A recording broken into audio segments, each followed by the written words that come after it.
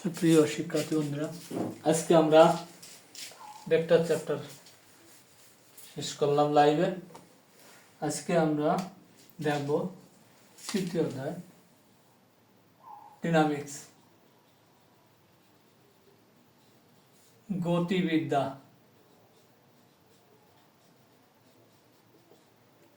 অধ্যায় 3।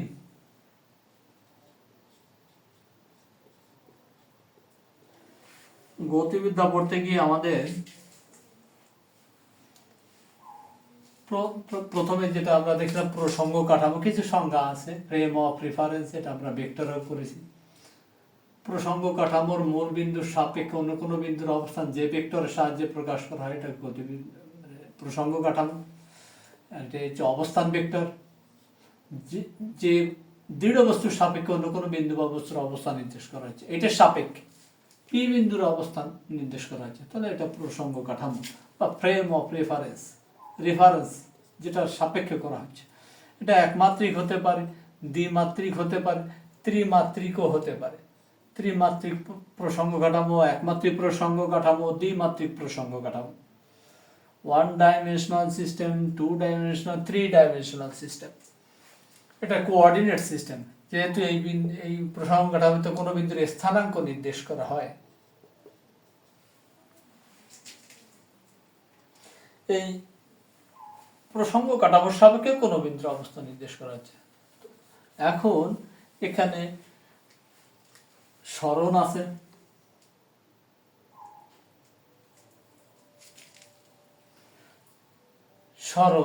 সরণ ভেক্টর, যেটা আমরা ভেক্টরে ওই চ্যাপ্টারে দেখেছিলাম, অবস্থান ভেক্টরের পরিবর্তন, কোনো বিন্দু বা বস্তুর অবস্থান ভেক্টরের পরিবর্তন। এটা পি বিন্দুর অবস্থান ভেক্টর আর আই, কিউ বিন্দুর অবস্থান ভেক্টর আর এফ।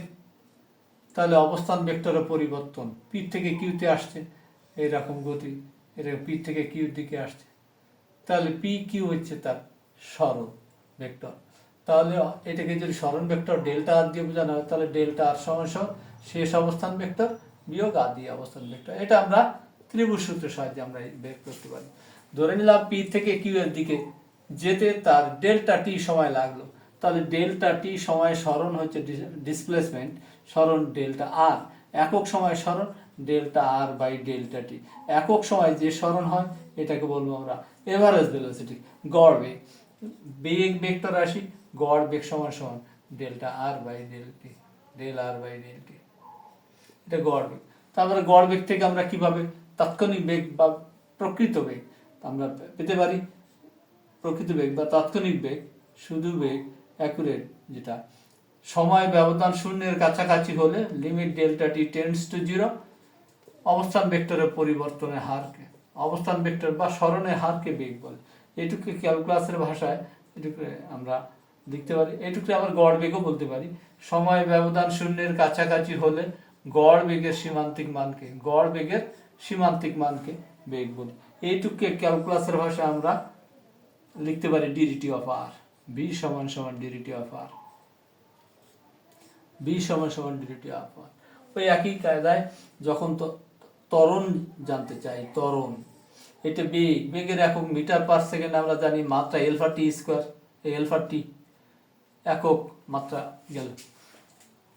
এটা আমরা দেখি,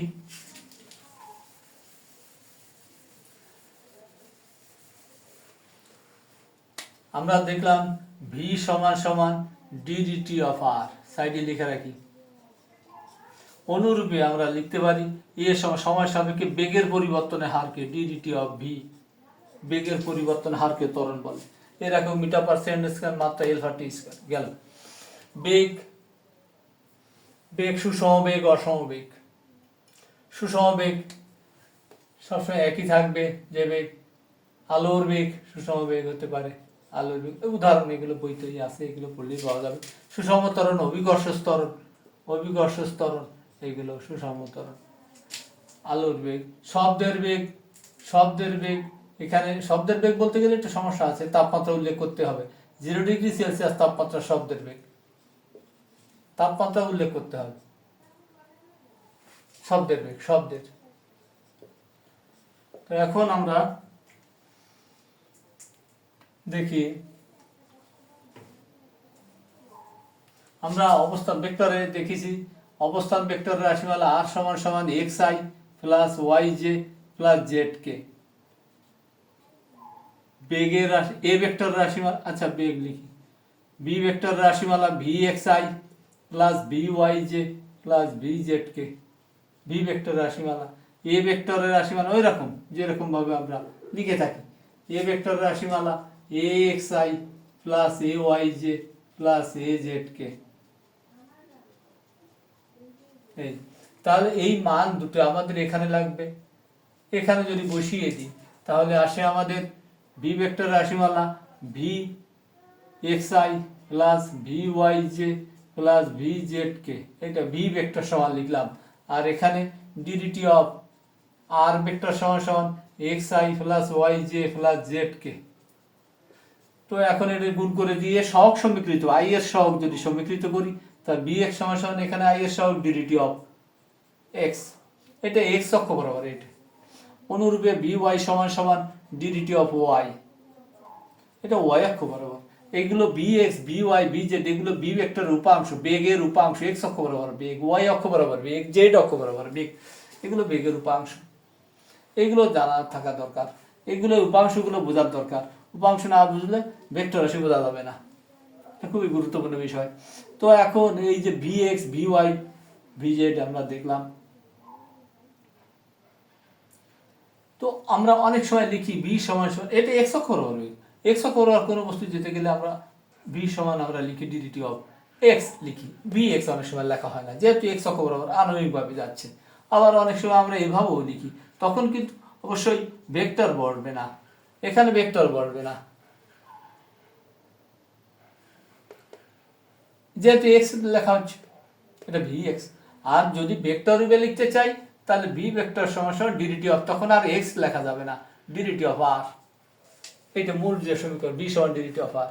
একই কায়দায় এ ভেক্টরের ক্ষেত্রেও আমরা ওই একই একই জিনিস আসবে, এ এক্স সমান সমান d d t of v x, a y সমান সমান ডিডিটি অফ ভি ওয়াই। সময় সাপেক্ষে বেগের পরিবর্তনের হার ওয়াই অক্ষ বরাবর এক্স অক্ষ বরাবর এরকম।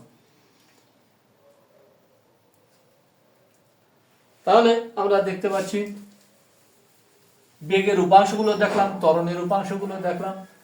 এই উপাংশগুলো বোঝার পরে আমাদের আসবে এই গ্রাফগুলো বুঝতে হবে, গ্রাফ সুষমবেগ অসমবেগ। এখন কোনো বস্তু যদি এরকম এক্স অক্ষ, এটা ওয়াই অক্ষ বরাবর, সময় ব্যবধান যদি স্থির অবস্থা এই এক্স অক্ষ বরাবর যদি টাইম দিই, ওয়াই অক্ষ বরাবর যদি বেগ দিই তাহলে বি বনাম টি লেখচিত্র। এটা যদি টি দিই, এটা সরণ দিই তাহলে সরণ বনাম সময় লেখচিত্র। এরকম ভাবে যদি দিই এটা বেগ বনাম সময় লেখচিত্র। এখানে জিরো সময় বেগ জিরো ছিল, আমরা বেগকে ভি দিয়ে বোঝাচ্ছি, এটা শেষ বেগ ভি, আদি বেগকে আমরা ভি নট দেবো, তাহলে ভি নট জিরো সময় বেগ, তাহলে জিরো সময় বেগ এটা ভি নট আদি বেগ, ভি নটের মান শূন্য। টি সময় পরে যদি এখানে আসে, এখানে কি সুষম বেগ সময় লেখচিত্র, তাহলে এই রেখার উপর যে কোনো একটা বিন্দু নিলাম পি বিন্দু, পি পি বিন্দু থেকে এটা যদি লম্ব টানি তাহলে ট্যান থিটা সমান সমান লম্ব বাই ভূমি, তাহলে লম্ব ট্যান থিটা লম্ব হচ্ছে এইটুকু হচ্ছে এটা, এইটা হচ্ছে ভি, এটা V not, V not B minus V not by T. বেগের পরিবর্তনের হার, বেগের পরিবর্তনের হার এটা ত্বরণ, তাহলে বি বনাম টি লেখচিত্র থেকে আমরা ত্বরণ পেতে পারি, তাহলে বি মাইনাস ভি নট সমান সমান এটি, তাহলে v is equal to V not plus a t. এটা গতি সমীকরণ আমরা পেতে পারি, এটা 19-এ যেমন ছিল, এসএসসিতে যেমন ছিল, 11-12-এ B is equal to V not plus AT 1 নম্বর সমীকরণ। ভি নটের মান যদি শূন্য হয়, স্থির অবস্থা থেকে যাত্রা শুরু করে, তাহলে বি ইজ ইকুয়াল টু এটি, তাহলে বি সমানুপাতিক টি। যেহেতু এখানে ত্বরণ সবসময় একই থাকবে, আমি এ বিন্দু যদি নিই, এ বিন্দু যে কোনো বিন্দু নিলে ত্বরণ সবসময় লম্ব বাই ভূমি, ট্যান থিটার মান সবসময় একই, ঢাল এম সমান সমান ট্যান থিটা, এটাকে এই লেখচিত্রের ঢাল পেতে পারি আমরা এখান থেকে। সরণ বনাম সময় লেখচিত্র, এখান থেকে বেগ পাওয়া যাবে, এরকম লম্ব বাই ভূমি করলে বেগ পাওয়া যাবে। সরণ সময় লেখচিত্র থেকে বেগ পেতে পারি, বেগ সময় লেখচিত্র থেকে আমরা এর ঢাল থেকে আমরা ত্বরণ পেতে পারি। তো এখন এটা সরল রেখা গেল বক্র, এটা কি, এটা সুষম সব সময় সমবেগ, এটা ভিটি সমবেগ। এটা বক্ররেখা দিয়েও আমরা এই গ্রাফগুলো বুঝতে পারি।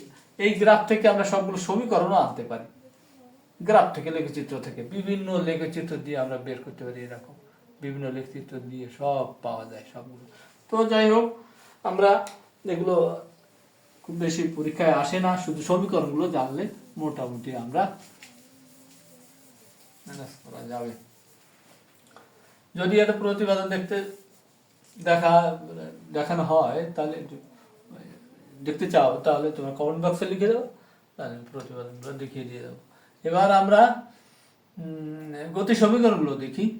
V is equal to V not plus AT vector রূপে 1 নম্বর সমীকরণ। 2 নম্বর সমীকরণ S is equal to, S মানে কি, অবস্থান ভেক্টরের পরিবর্তন, R minus R not is equal to V not plus V by 2 into T 3 নম্বর সমীকরণ এস ইজ ইকুয়াল টু, 3 নম্বর S is equal to, S মানে R minus R not is equal to আর একটা সমীকরণ V not t plus half a t square. 4 number v square is equal to V not square plus twice a r minus R not. এই যে সমীকরণগুলো। ঠিক আছে, ধন্যবাদ। তাহলে আজকের ভিডিওটা এই পর্যন্ত থাকলো।